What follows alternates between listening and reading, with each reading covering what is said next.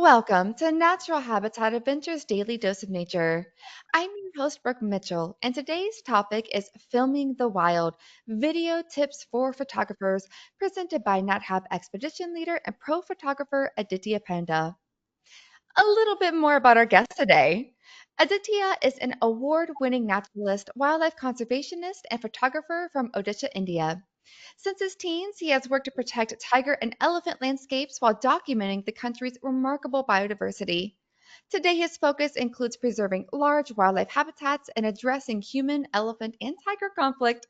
And he brings audiences into India's wilderness with a blend of science, storytelling, and infectious enthusiasm.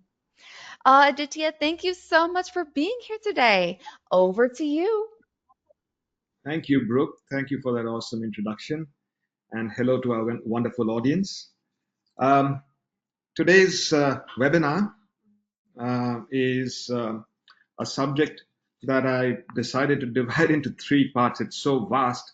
I realized that it's very difficult to cover a subject as vast as cinematography with still cameras in a single webinar. So I've decided to divide it into three parts. So this has become Filming the Wild Video Tips for Photographers Part 1. Now, before we dive into the topic, I'd like to quickly tell our audience a little bit about my NatHab career. Although Brooke has covered almost everything in her fantastic introduction. Well, my name is Aditya Panda, and as Brooke said, I'm from a state called Odisha, which is in eastern and sort of east of central India. And I have been leading NatHab expeditions since 2016. I lead NatHab's Grand India Wildlife Adventure, which covers three fantastic national parks in India's tiger landscapes. And, that 15-day safari is one of the most holistic ways to explore Indian wildlife.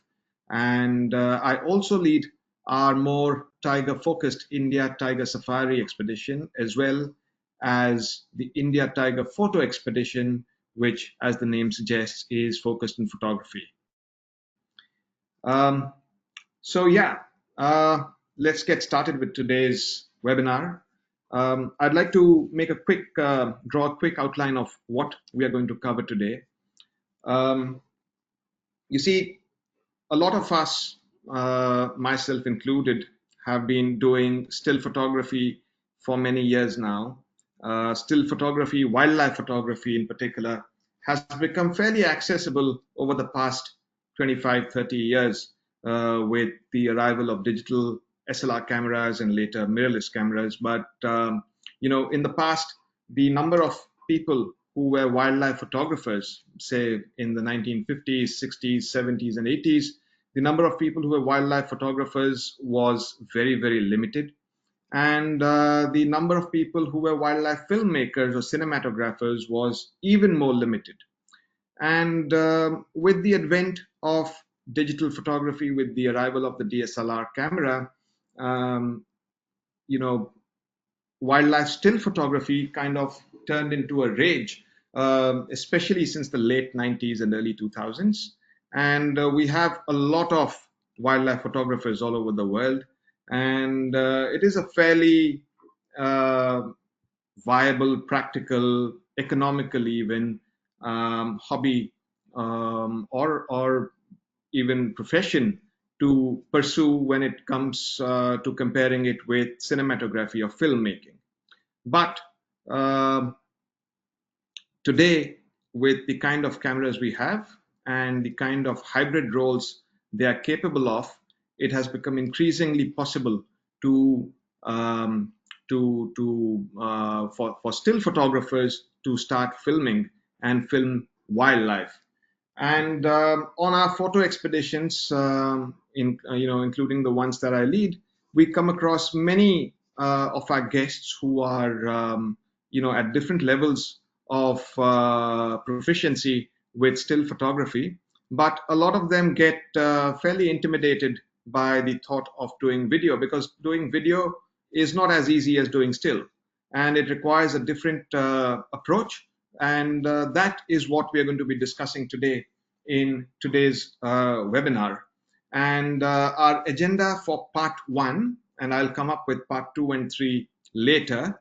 Our agenda for part one, which is today, is to get started with the basics.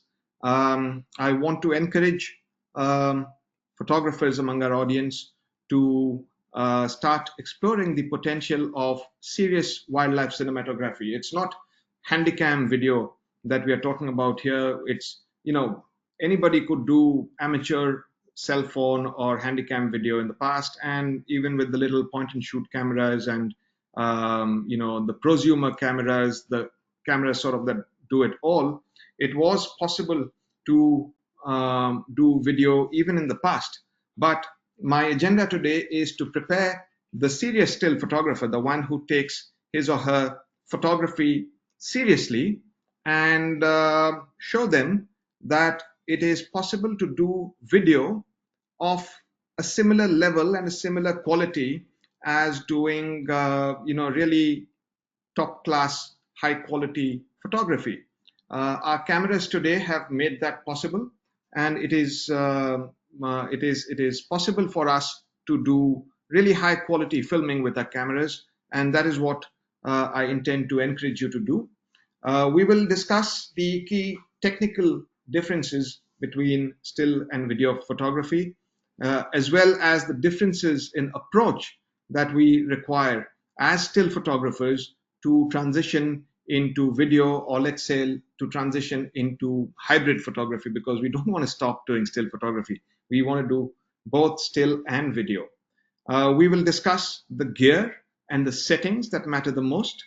We will discuss about switching between stills and video on the fly, although that's a subject that I would cover in more detail in part two, which I'll tell you about later.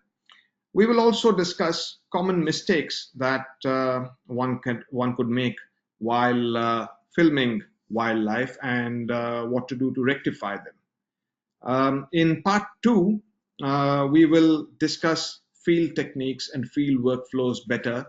Things like composition, things like managing autofocus, and we'll actually get deeper into how to make it easy to quickly switch between still and video, while we're watching something, because we are still photographers at our core, and we don't want to give that up. And that's not what the agenda of today's webinar is, and that's not what I'm suggesting.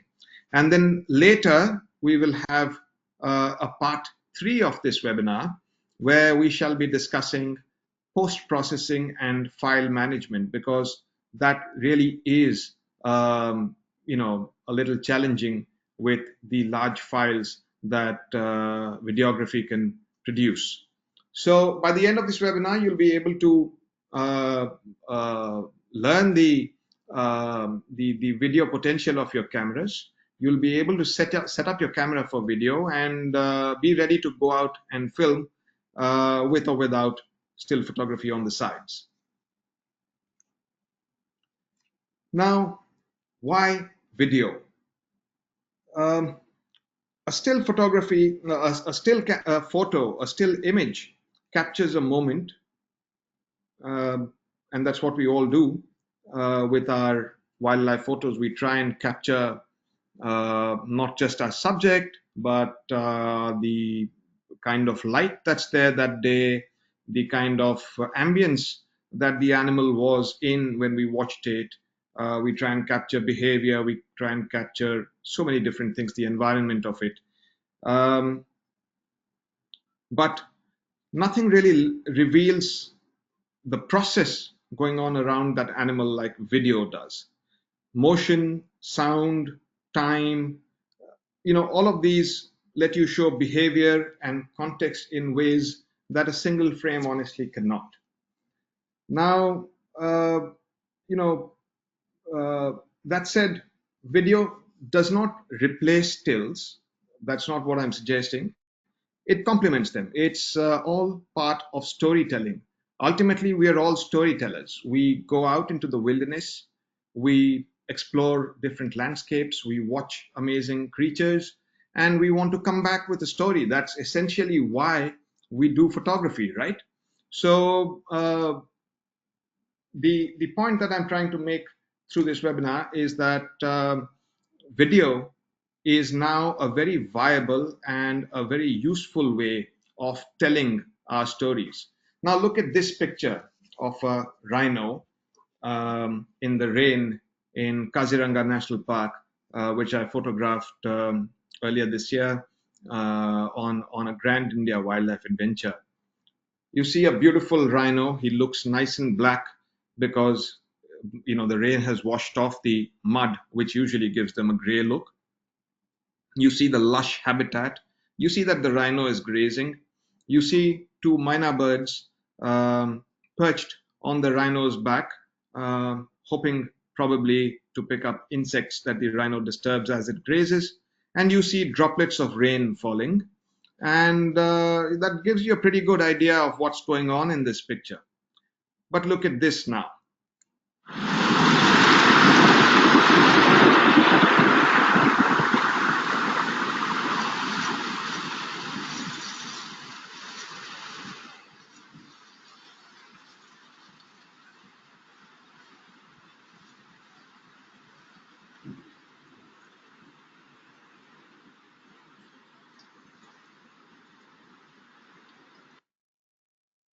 I'm going to go back and play that video again because from my end it looked a little choppy. That's probably to do with the file size and the bandwidth. But hoping it's loaded fully, I'll just play it again just in case it's better and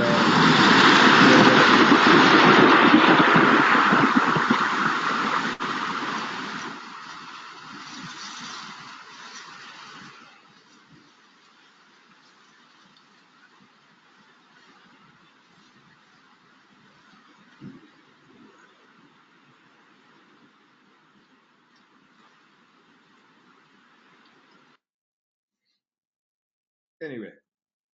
So you saw a still photo with all of that happening, and then now you see the video. There was the rhino. It was moving, it was alive, it was grazing. You saw the mynas sitting on the back of the rhino fly down to the ground, probably to pick up something that it had disturbed. You could hear the rain, you could hear the thunder, and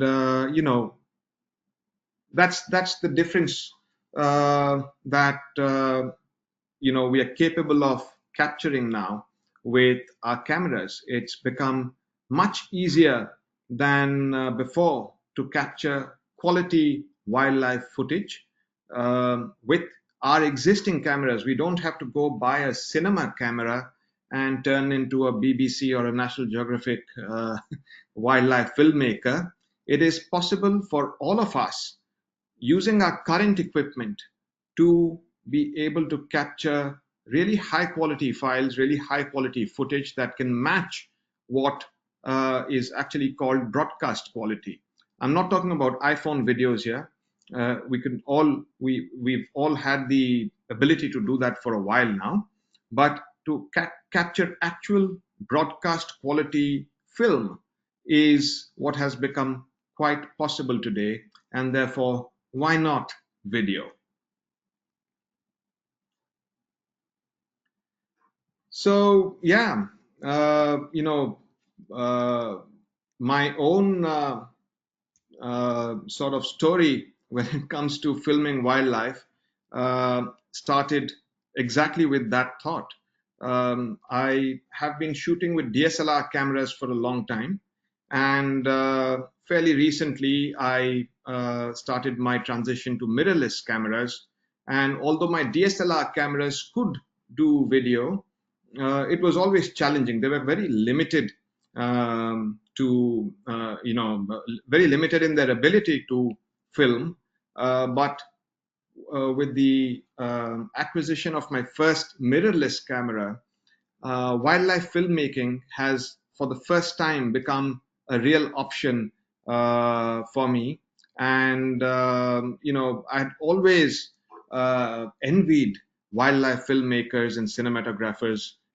In the past, a long time ago, I had the chance to work with a few wildlife film production teams, with some of the best, some of the finest wildlife cinematographers in the world.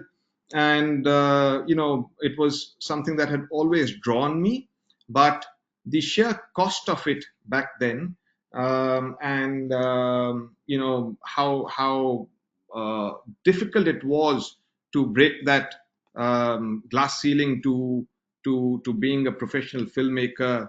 All of that sort of put me off and uh, sort of limited me from pursuing that. So I had been doing still photography for a very long time. And now, as I transition into video myself, I want to teach you as I learn. And yeah, one of the first things that the still photographer has to learn when transitioning to video is that you really have to keep that camera steady and with support. And it does not matter if the nearest support is is your friend's head. So here I am trying to film gibbons in again in Kaziranga National Park on the Grand India Wildlife Adventure. Now, when I started filming, you know, I I was humbled by how different it is from still photography. When you've been photographing for a long time and you consider yourself an experienced um, wildlife photographer, you think you know it all. You think your muscle memory has your camera functions built into it, and that you can do anything with your camera and shoot in the most challenging, most demanding of circumstances. But try filming, and it'll humble you into thinking, into understanding how different it is. It is difficult. Yes, I would not say that it is not difficult, but more than difficult, it's actually different in that it requires a totally different approach towards your camera, towards things like exposure, towards things like focus, towards things like composition that you need to cultivate. And this is something that you can only learn through practice. And you will gradually have to build that into your frame of mind, as you switch between these two lives of, one of a still photographer and one of a cinematographer. And as you flick that button on your camera that turns from still to video and then from video back to still, you will have to switch your mindset and your approach accordingly. Here are the key core differences between stills and video. Um, with still photography, let's take exposure to start with. With still photography, you might shoot 10 frames or 20 frames or a gazillion frames a second at at a subject. And it does not really matter if the exposure changes slightly from frame to frame, because each photo is,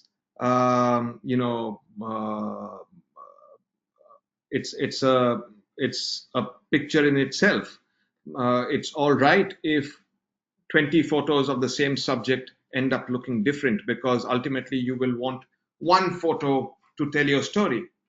And indeed, we even change our exposure from shot to shot as we experiment with light or experiment with composition or just try and show different aspects of the same subject. In cinematography, you can't do that. Your exposure has to remain continuous. Um, you can't have the light changing, you know, uh, in a single shot. The light, the exposure needs to remain uniform from start to finish. Otherwise, it's going to look very, jittery and odd. So exposure remains continuous, and exposure is dictated by frame rate in cinematography. I'll go into the details of that later in today's webinar. I'll explain what frame rate is, and how frame rate determines and dictates exposure. Coming to focus, again, with still photography, we are primarily using autofocus, and occasionally we might override with manual if the autofocus is struggling. Um, Again, it doesn't matter because we are shooting hundreds and thousands of pictures. If the focus is off on a few of them, it's all right. You'll get some others in focus. And again, you have the freedom to experiment with focus, and to primarily again rely on the camera's autofocus ability, because it's all right if the focus varies a little bit from shot to shot. But with cinematography, you can't afford to do that, because if you do that, your subject will keep going in and out of focus through the length of your shot, through the length of your film.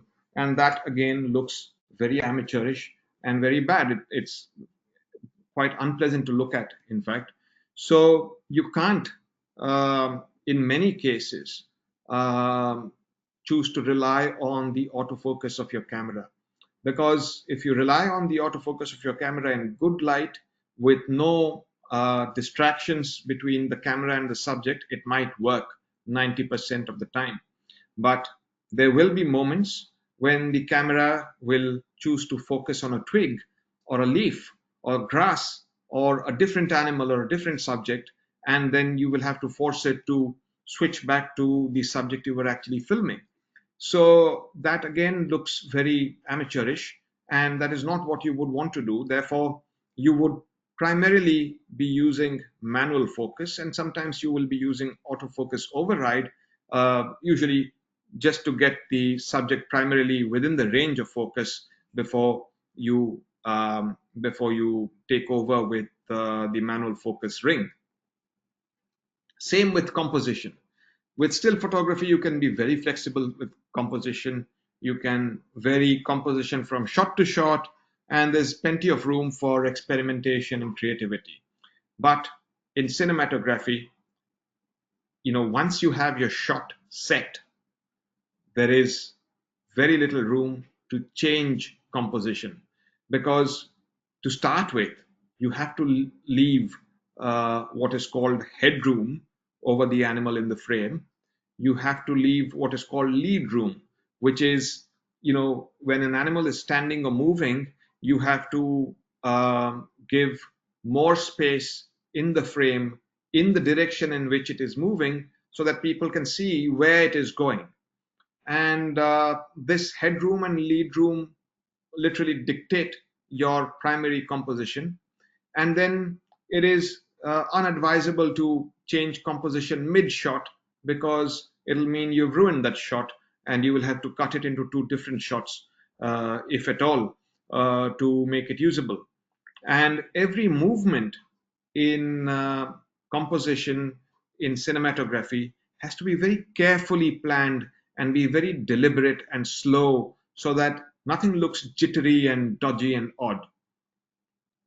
Again, with still photography, audio is irrelevant. It's all right if people next to you are chatting away, or there are unpleasant noises happening in the background, because you can't see sound in a still photo. But in a video, sound becomes very relevant. You can hear it for sure, and often audio becomes very fundamental to the quality of footage that you're trying to get. Uh, Unless, of course, like everybody and their uncle on Instagram today, you choose to put fancy music in the background, and then sound becomes irrelevant. But it always helps to capture actual audio, real audio of what's going on in the environment of the animal, and any sound that the animal might be making while you're trying to film. Again, when it comes to file size and handling files, it's much easier with still photography. The size of the individual files is not all that much. You can You can download those pictures easily. They take up less space. The copying and pasting is easier. And even out in the field, if you run out of cards, you can still choose to keep only the best pictures and delete the bad ones from your camera while you're still out in the field. But you can't afford to do that with video, because with video, you if you delete a shot, you delete the entire shot. And while the shot might be 45 seconds, and 30 seconds of it might be bad and out of focus and shaky, there might still be 10 or 15 seconds of really good footage within that 45-second shot that you might want to later trim and keep. So you don't have the option of doing that while you are out in the field, so you have to keep the whole shot. I mean, yeah, you can trim a video in camera too, but it's going to take up a lot of time and effort, and you don't really have the ability to do that when you're out, filming and photographing wildlife. So it consumes a lot of terabytes. Video consumes a lot of terabytes, and as cameras are increasingly capable of doing 4K and 8K and even 12K video, that's a hell of a lot of data that you're talking about handling. And then the last point, the last key difference between the two approaches is stability and support. Of course, we all would ideally be doing even still photography from a tripod or a beanbag with a camera absolutely still, but that's not absolutely non-negotiable.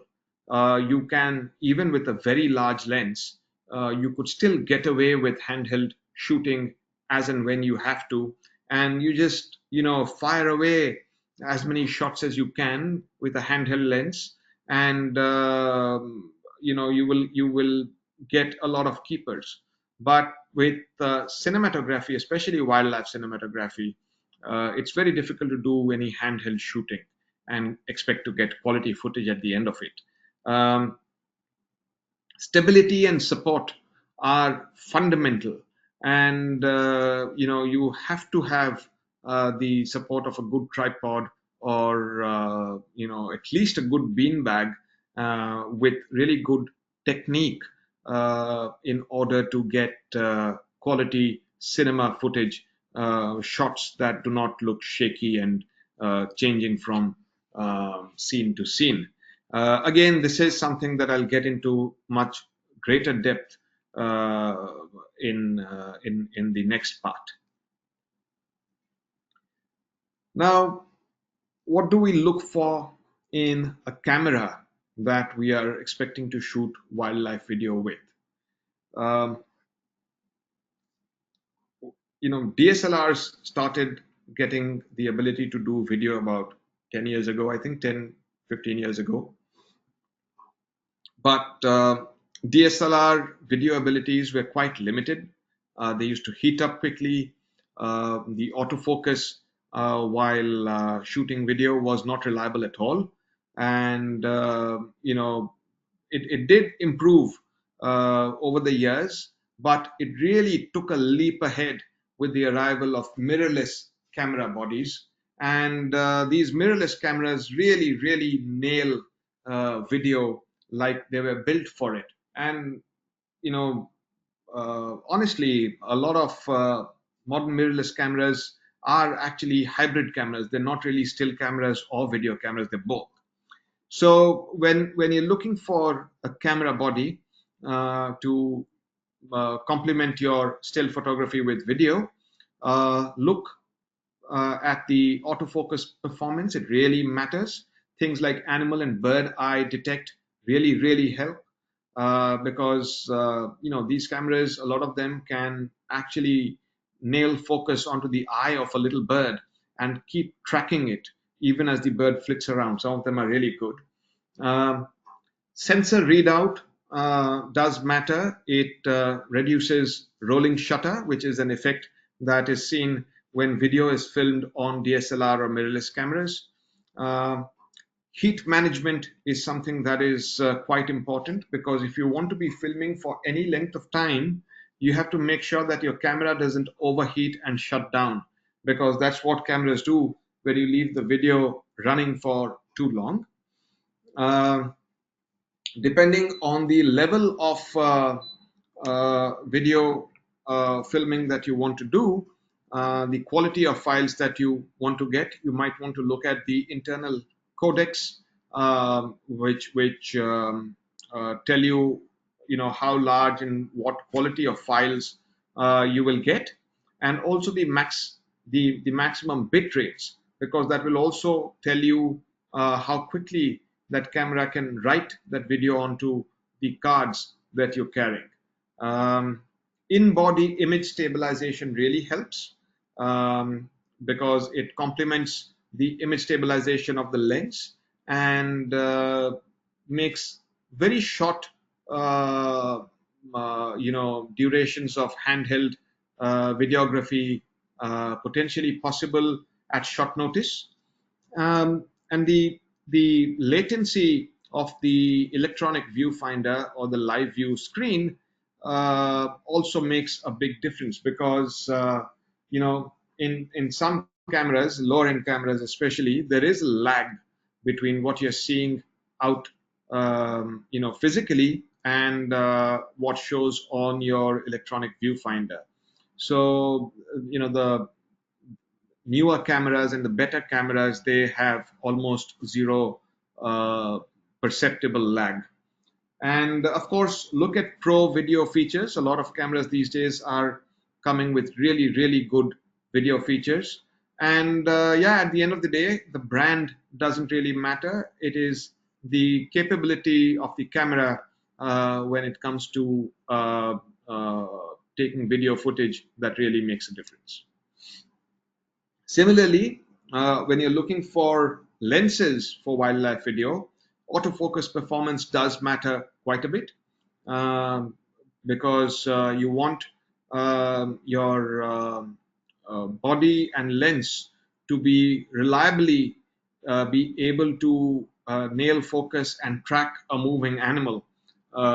Yes, I did mention that manual focus is the best when it comes to wildlife videography, but sometimes it's not practical, and as you are going up the learning curve, you might not immediately be able to master manual focus to the extent that you can track moving subjects, and especially animals approaching the frame or going away from the frame.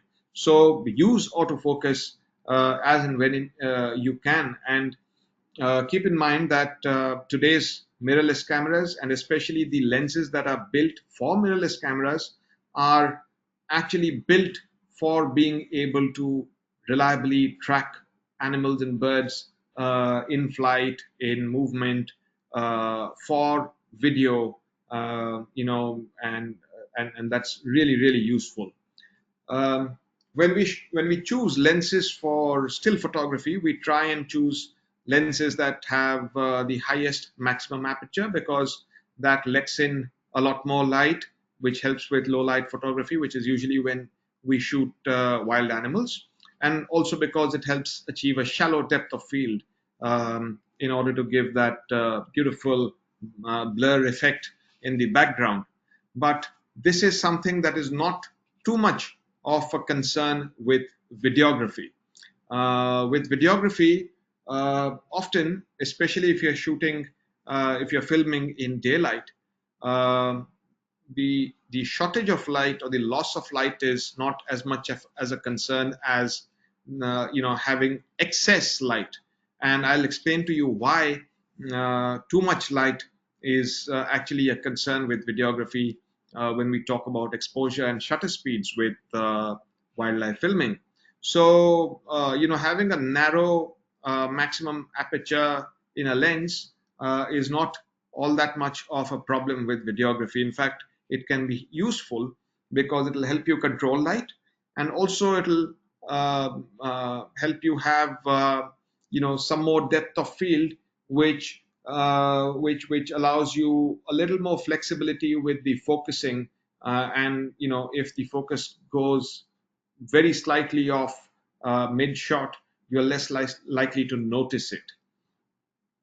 Again, as in-body image stabilization with your camera body is useful, optical image stabilization in a lens is very useful with wildlife videography, even if you're shooting with a tripod or a beanbag. Um, Ideally, you would want a lens that is capable of internal zooming. When I say that, it means that as the lens zooms, it does not extend or it does not retract as you zoom out. So the length of the lens remains constant as you zoom in and out.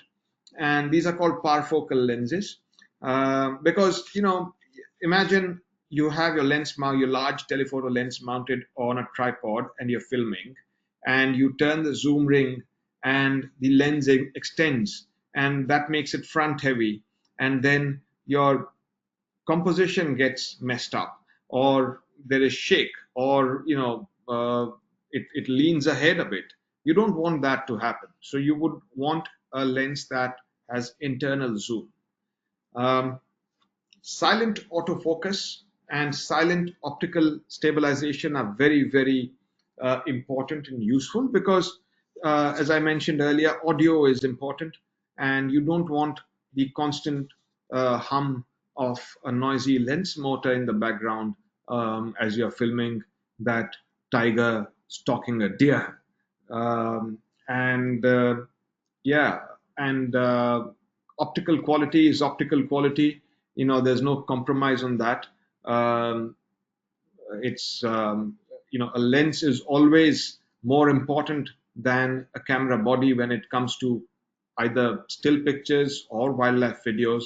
So try and get the best optics that you can lay your hands on, and it's going to reward you significantly. And as I was just mentioning earlier, dedicated lenses for mirrorless cameras are far superior to in video functions than the older generation of lenses that were built for DSLR cameras. Stabilization options. Stability is of fundamental importance in wildlife filmmaking. So, of course, you would want a very good tripod, typically a tripod whose capacity is twice the weight of your camera and lens combined. So, say your um, camera and lens combined are 10 pounds, you should get a tripod that has the load capacity of maybe 15 to 20 pounds. And the same goes for the tripod head that you will get. The tripod head should also be having a load capacity of at least twice the combined weight of your camera and lens.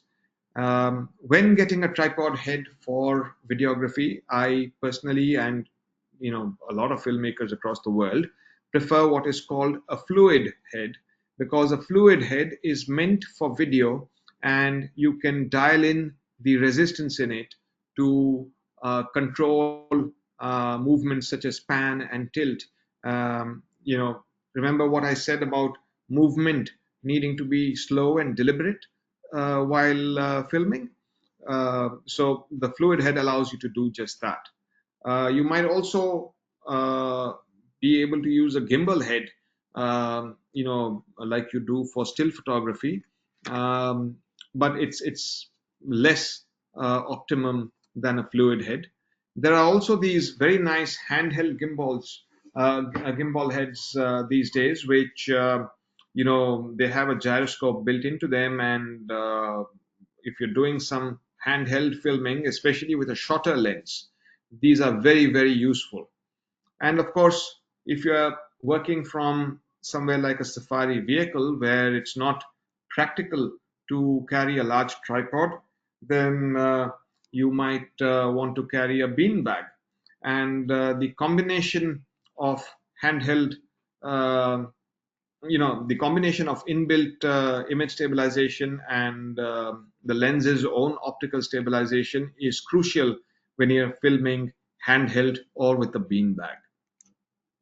And as I keep mentioning, do not forget audio.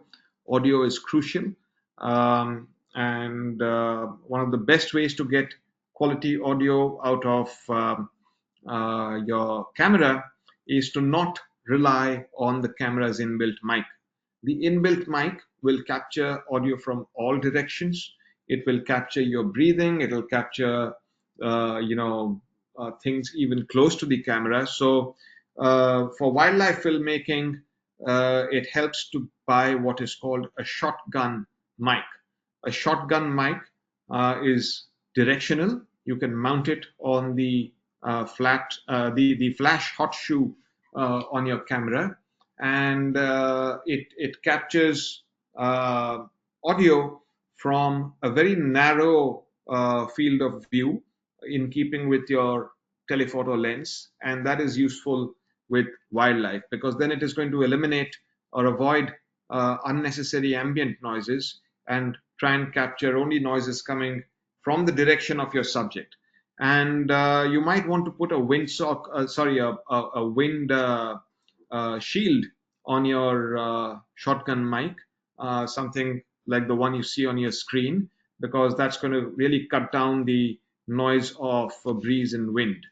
And if you want to record your own voice, your own audio to go with the film, if you want to play David Attenborough, then you can buy a little lapel mic, fix it to your shirt, and have a separate recorder for it in your pocket, and then mix that audio onto your main footage in post. Now, let's get into settings for video in your DSLR or mirrorless camera. And let's start with the file format. Um, as you go into the menu of your camera, into the video settings menu of your camera, one of the options will take you to the file format. And there are, like you have with still photos, you can shoot JPEG, you can shoot RAW, and you can shoot them in different resolutions. Just like that with video, you have what is called H.264, or in some cameras 265. You have something called ProRes, and you have log, which is also called RAW in video terms. So unless you are filming for Netflix or the big screen, you probably don't want to use log or camera raw video because it'll give you massive files. It'll capture a lot more information like it does with raw photos, but it's going to give you massive files with fantastic potential for post processing and getting the best dynamic range and the best color out of them. But it's going to be a lot of work from the get go, because it's going to take up space in your camera. Then you have to download it, and then you really need to sit with a good editing software and spend a lot of time, effort, and energy into editing your log files. H.264 or H.265 work perfectly for medium like YouTube, or watching your videos on your home TV screen or your phone or your laptop or your tablet, which is, accept it or not, 99% of where your videos will be seen. So, it's a lot less work to film in H.264 or H.265, and cameras, depending on, models and brands, will give you options of 8-bit or 10-bit or 12-bit files on that. You can still do post processing, you can still work on them, but they're good enough for broadcast quality. So, it's a lot easier and a lot more practical to use those formats, but that's entirely up to you to pursue your own artistic um, requirements there. Power and storage planning becomes very, very important with filming. You should ideally have three batteries, one in the camera, one full fully charged and ready to go, and one in the charger getting charged. And you need to name your, label and name your batteries and memory cards. And believe me, no amount of batteries or memory cards are enough with video. I'll quickly go over frame rates. You will find different frame rate settings in your camera video menu settings. And you'll have options like 24 frames per second, 25 frames per second, 30 frames per second, 60 frames per second, and now you even have 120 and even 240 frames per second uh, options. So video basically is a number of still frames played quickly together. So when you play 24 frames a second, you see the motion in them, and when you play 30 frames a second, you see some more detail, 60 and 120 and so on.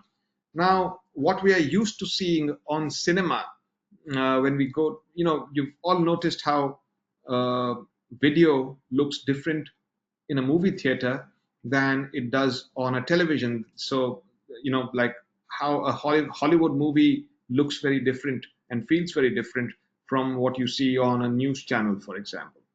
And the reason behind that is frame rate. 24 frames per second has long been the standard for cinema. It gives a very traditional cinematic look with a very natural motion blur. And 30 frames per second is typically what you would see on television, or what you would want to see on YouTube. Um, 60 frames per second is, when it's played back at 60 frames per second, you get, you know, uh, a lot more detail. It's good for fast action like sport.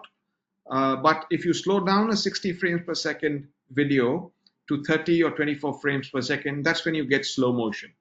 So a lot of wildlife filmmakers will shoot at 60 frames per second and slow it down to 30 or 24. And you can even shoot at 120 frames per second to get super slow motion, and 240 frames per second will give you, ultra slow motion video. There is a very important piece of information to keep in mind when selecting your shutter speed with video. You see, when you're shooting video at a professional level or a high quality level, you want to shoot in manual mode. You want to set the aperture, the shutter speed, and the ISO manually. And one of the reasons behind that is the 180-degree rule.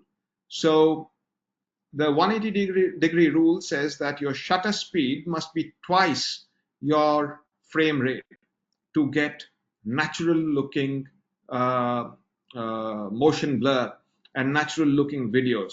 If your shutter speed is higher, you will get very choppy and odd looking video with the motion, the movement not looking natural at all.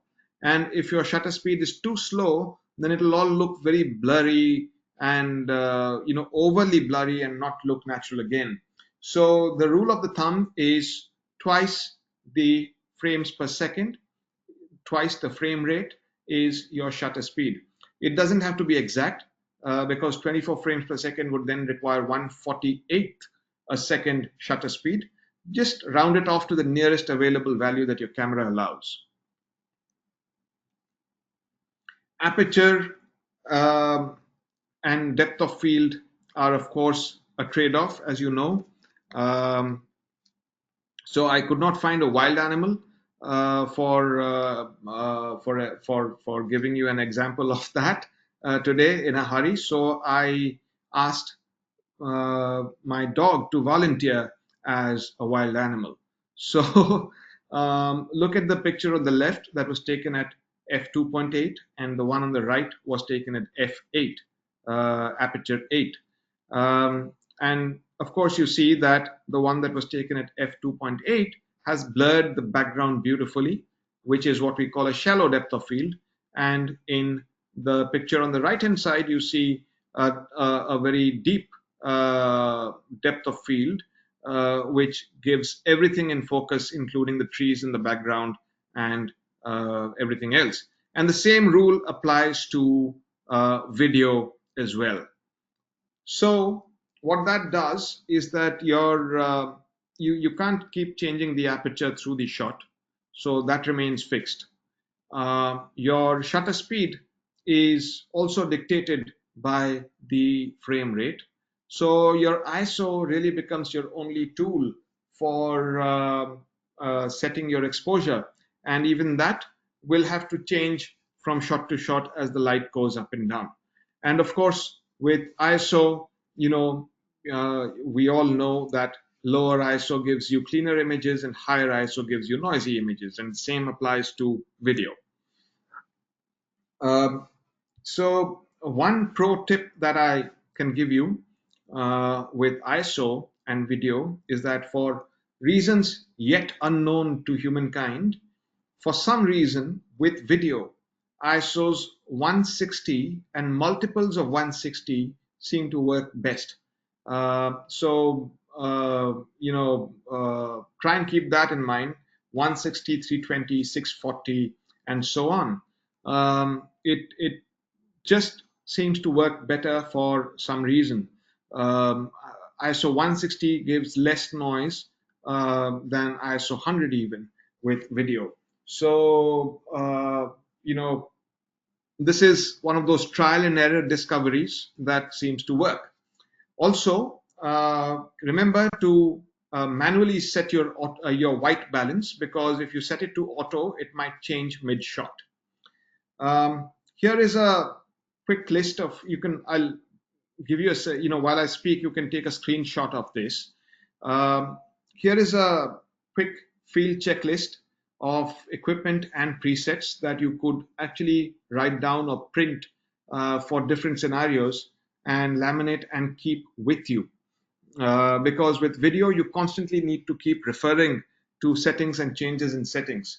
So for example, mentioned you need 3 batteries ideally, one in the camera, one charged and ready to replace the one in the camera, and one getting charged for when you get back to camp. Um, Memory cards, again, the more you have and the faster your memory card is, the better, because video writes at a very fast speed, at very heavy rates onto memory cards, and your card needs to be able to keep up with that. So you need a primary card. A lot of cameras offer two memory card slots today, so you can have 2 cards, one as a primary, one as a backup, and a card reader, of course, and 2 hard drives, ideally the SSD or solid state drive type, which are easier to travel with and have a lot more space. And ideally, 2 hard drives to keep copies, a backup copy. You need to ensure you have a mic, the batteries of the mic, and a wind muff for the mic. You need to have a tripod, head, and gimbal, and whatever else stability supports that you might want. Lens cleaning kit helps. And keep these written presets with you for different scenarios, and quickly check the information on your camera's screen to make sure that none of these settings are off, because when you are mixing your videos in the end, putting them together for a story, they need to have uniformity. Then the file type needs to be uniform. The ratio between the shutter speed and frame rate needs to be uniform. Otherwise, it becomes very difficult to mix them later in post.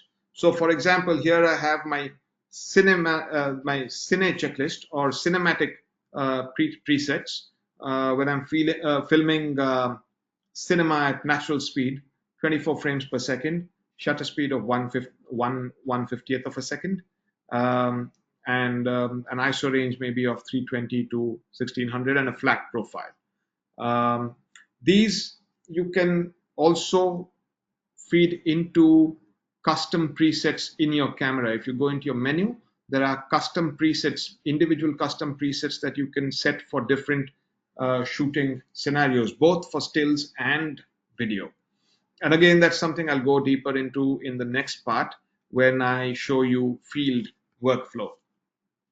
And similarly, my action setup would be 120p or 120 frames per second.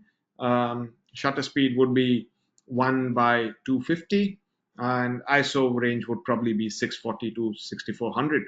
And just like with raw photos, in your camera, you can choose different profiles for video. There's flat, there's natural, there's vivid, and there's black and white, and so on. Flat helps because with a flat profile, you can later fix things and color correct in post. So yeah, print these and in whatever format you want, laminate it and stick it in your camera bag or next to your tripod so that you always have a ready referral. Here are some common mistakes and quick fixes.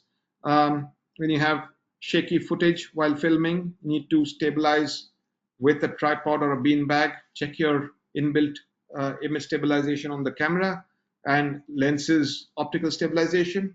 When your highlights become overexposed while filming, dial down the exposure using ISO or aperture or use a neutral density filter. And we'll talk about focus hunting in the next part. Um, Audio, I told you, if you want quality audio, use a shotgun mic with a wind muff or a windshield.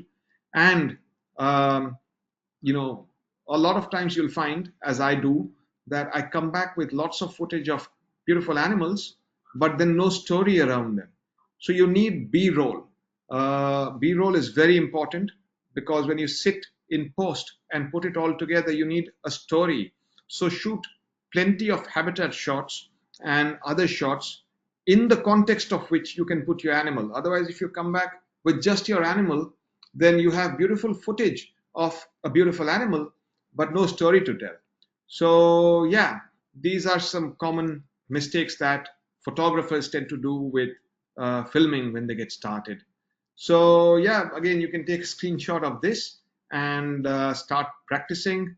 And there's just some settings and things I've listed out that you can play with and practice before we get together on the next part of this webinar. And yeah, to recap, um, we discussed the core differences in approach to to video photography versus still photography. We discussed what to look for in a camera body to enable wildlife videography. We looked at lens choices, stabilization options, audio recording, file types and choices, power and storage planning, frame rates and what they do, the 180-degree rule for shutter speed, and how that relates to aperture, ISO limitations, and exposure within those limitations. And yeah, if you haven't taken a screenshot of this screen, do take it and try playing around with your camera and figuring out videography. And the next time we meet, I'm going to tell you about field techniques and field workflow.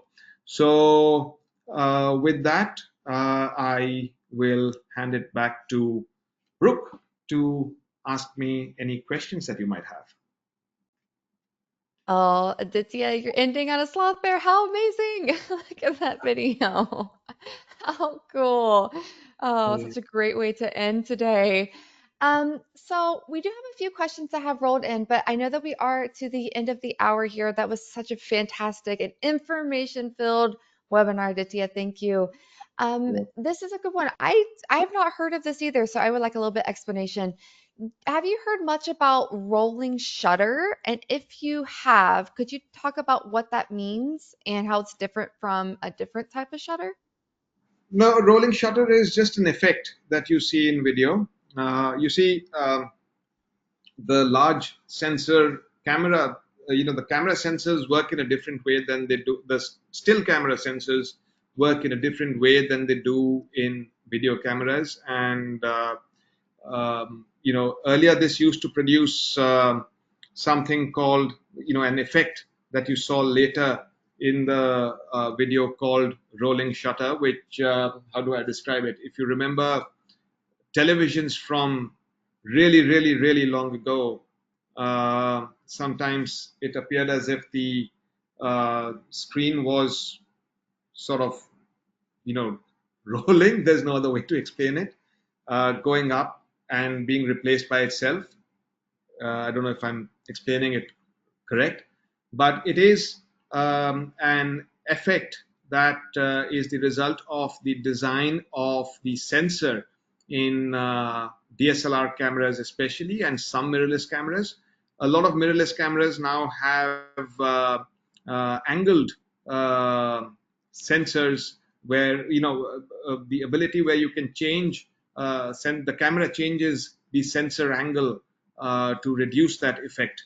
It is also an effect that you can correct in post processing. A lot of common post processing software, such as iMovie, will have a rolling shutter fix enabled in them. So yeah, it's just um,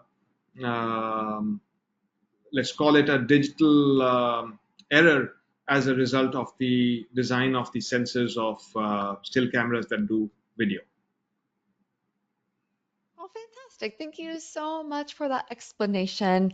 And I know that we've only taken one question, but we have reached the top of the hour here. So, Aditya, I would love to turn it to you for any last closing comments.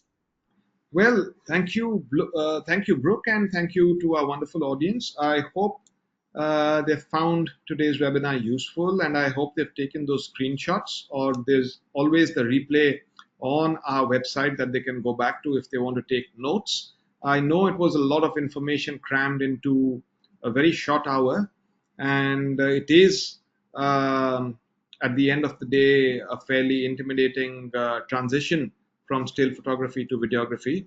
But I hope you can get started at least. And I really look forward to seeing you all on the next part so that we can go to the next level. Thank you. Yes, thank you, Aditya. We will see you next month. You're already on the schedule. We'll make sure we get part three scheduled as well. And I would like to thank everybody who tuned in. Join us tomorrow for our next daily dose of nature. You can check out this week's lineup, including registration links, on our website at nethab.com/webinars. We did record today's presentation, and we will have the replay available on our website soon. If you are a part of a photo club and would like a Nat Have photo guide to speak to your members about nature and travel photography, please email us at webinars@nathab.com. And with that, I will conclude the webinar. Goodbye, everybody.